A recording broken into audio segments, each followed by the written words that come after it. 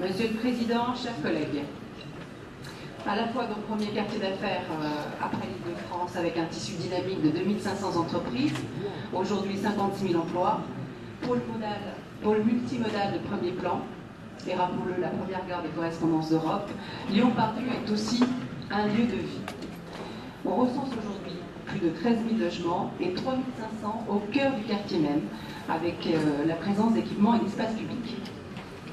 Une fois posé cet état des lieux, on se rend bien compte de l'importance et de la complexité du projet Part-Dieu. Principal défi, premièrement, c'est qu'il doit être pensé dans sa globalité, tant les enjeux économiques et de mobilité que la qualité de vie en hypercentre sont essentiels. Sa réussite tient donc dans sa capacité à prendre en compte toutes ces dimensions.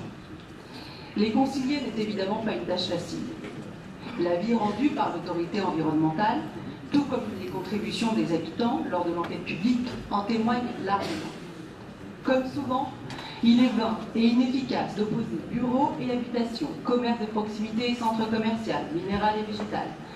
Il s'agit surtout de permettre l'équilibre entre toutes ces attentes. Le projet Part-Dieu, tel qu'il est arrêté aujourd'hui, permet de répondre à ces différents enjeux en proposant un programme de modernisation globale à la hauteur du potentiel exceptionnel du secteur. En premier lieu, l'objectif est d'atteindre 1,6 million de mètres carrés de bureaux, parce qu'à terme, ce sont 35 000 emplois supplémentaires qui sont espérés. La Part-Dieu dispose en effet d'un fort potentiel de développement de son tissu tertiaire, si l'on regarde son taux de vacances, qui est inférieur à 3%. C'est de cette manière que l'on doit renforcer le positionnement de la Part-Dieu comme cœur stratégique et porte d'entrée métropolitaine des investissements, et que l'on permettra à notre métropole de tenir son rang dans un contexte de forte concurrence entre grandes métropoles européennes pour capter activité et emploi dans les secteurs d'avenir. En second lieu, il est bien évidemment indispensable de mettre en œuvre la profonde restructuration que va connaître la gare, tant le pôle multimodal est sous-dimensionné et saturé et n'est plus en mesure de faire face aux flux croissants de voyageurs actuels et futurs. L'état de saturation actuel menace d'ailleurs l'attractivité de notre territoire et renforcer les capacités supplémentaires de ce pôle multimodal structurant est aussi indispensable pour atteindre nos objectifs ambitieux en matière de report modal en faveur des transports en commun. Ce grand projet, c'est enfin la transformation de la Part-Dieu en un quartier de ville plus habité, plus vivant, plus agréable, plus facile au quotidien, et proposant une diversité de fonctions et d'usages qui anticipent aussi nos besoins futurs. C'est ce que permettront notamment la construction de 2200 logements, l'offre nouvelle de services et la création de places de crèche et l'extension de groupes scolaires. L'enjeu est aussi d'améliorer l'insertion urbaine et l'accessibilité du site, aujourd'hui insuffisante, afin que les habitants puissent se l'approprier. C'est aussi ce que permettront la transformation du centre commercial et le réaménagement des voiries et des espaces publics, à l'image de la place Vérodier et de la végétalisation de ses voiries.